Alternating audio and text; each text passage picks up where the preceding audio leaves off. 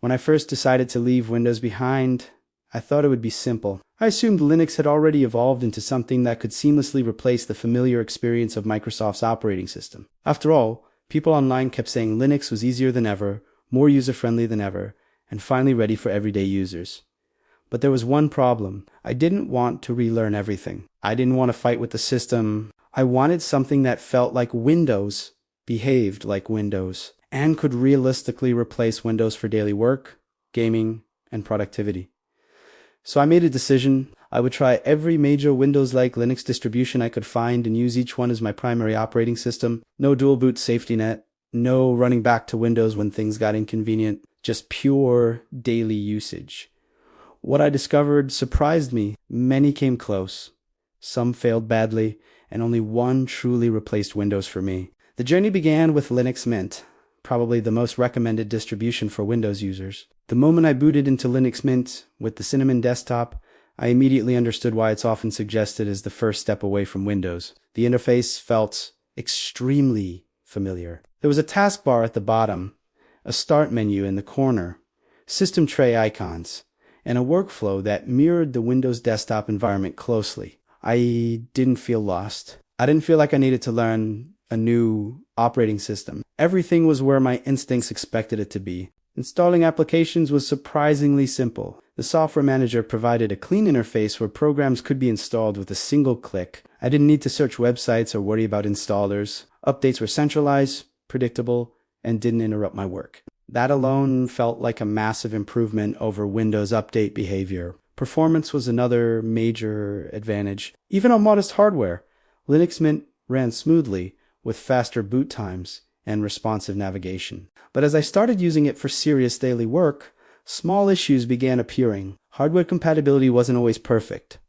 Some drivers required manual setup. Gaming through compatibility layers worked, but not always consistently. Certain professional software I relied on simply didn't exist natively. Linux Mint was comfortable, familiar, and stable, but it still felt like an alternative rather than a complete replacement. It reduced my dependence on Windows, but it didn't eliminate it. Next, I moved to Zorin OS, a distribution that explicitly markets itself as a Windows replacement. From the moment I logged in, it was clear that Zorin's goal was visual familiarity. The interface looked incredibly polished, arguably more modern than Windows itself. The layout resembled Windows closely, with a clean start menu, organized settings, and intuitive navigation. Zorin OS focused heavily on reducing the learning curve. Many Windows-like behaviors were intentionally replicated from application launching to system organization. It even offered different layout presets to match various operating systems, allowing users to customize their environment. The attention to detail was impressive. Performance was excellent, and the system felt stable and refined. For general productivity, web browsing, media consumption, and everyday computing, Zorin OS delivered a smooth experience. It was one of the most visually appealing Linux environments I had tried. However, over time, I noticed limitations beneath the polished surface. Some advanced features were locked behind paid editions, which felt unusual in the Linux world. The ecosystem was still dependent on Linux software availability, meaning certain Windows programs required workaround. While the system looked like Windows and felt friendly, it didn't fully eliminate compatibility concerns. It was extremely close to replacing Windows, but still not completely there. After that, I tested Kubuntu, which uses the KDE Plasma desktop. This was a very different experience. KDE Plasma offered an interface that could be customized endlessly. Out of the box, it already resembled Windows with its taskbar and application launcher, but what made it unique was the level of control. Every element of the interface could be modified, adjusted, or redesigned. The speed and responsiveness were incredible. They felt modern, fluid, and efficient. System settings were extremely detailed, offering control over nearly every aspect of the user experience.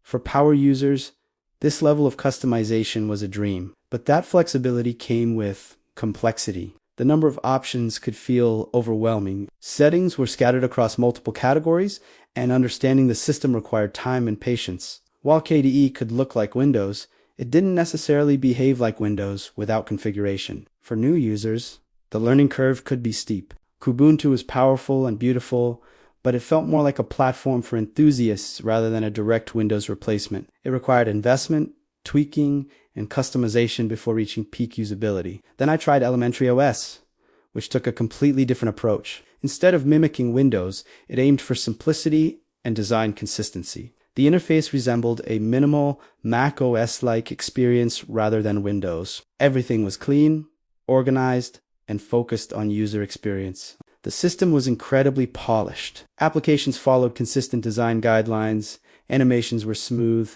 and the environment felt cohesive. It was one of the most refined Linux experiences available. But for someone specifically seeking a Windows-like replacement, Elementary OS wasn't the answer. The workflow was different. The system philosophy was different. While it was beautiful and fast, it required adapting to a new way of computing rather than replacing an existing one. My search continued with Manjaro, a distribution based on Arch Linux, but designed for accessibility. Manjaro with the XFCE or KDE desktop could be configured to resemble Windows, and its performance was outstanding. Software availability was massive, thanks to Arch's repositories and user packages. The appeal of Manjaro was clear. It offered cutting-edge software rolling updates and access to a huge ecosystem of applications. Power users loved it. But with that power came responsibility. Updates occasionally introduced instability. Maintenance required awareness and involvement. For someone seeking a reliable, low-maintenance Windows replacement, Manjaro demanded too much attention. After trying these and several others, a pattern became clear.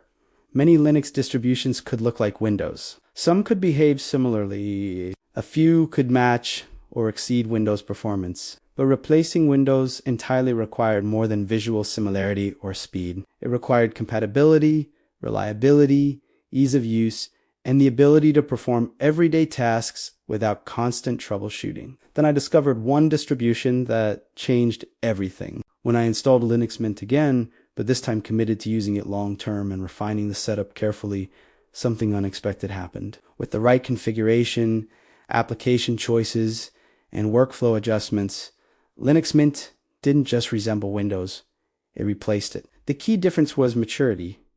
Linux Mint focused on stability above all else. Updates were controlled, predictable, and safe. The Cinnamon desktop balanced familiarity with efficiency. The system stayed out of the way and allowed me to work. Software compatibility improved significantly once I understood the ecosystem. Many tasks I previously depended on Windows for had Linux equivalents that performed just as well or better. For applications that had no direct replacement, compatibility layers and virtualization provided workable solutions. Gaming, once a major barrier, became increasingly viable. Performance was solid, and support for modern titles improved dramatically. While not perfect, it reached a level where Windows was no longer essential. System maintenance became simpler than Windows. No forced updates, no unexpected restarts, no background telemetry concerns. The operating system respected user control. Over time, I realized something important. A true Windows replacement isn't about copying Windows perfectly. It's about delivering a computing experience that fulfills the same needs with equal or greater reliability. Linux Mint achieved that balance. It provided familiarity without restriction, simplicity without limitation, and performance without compromise.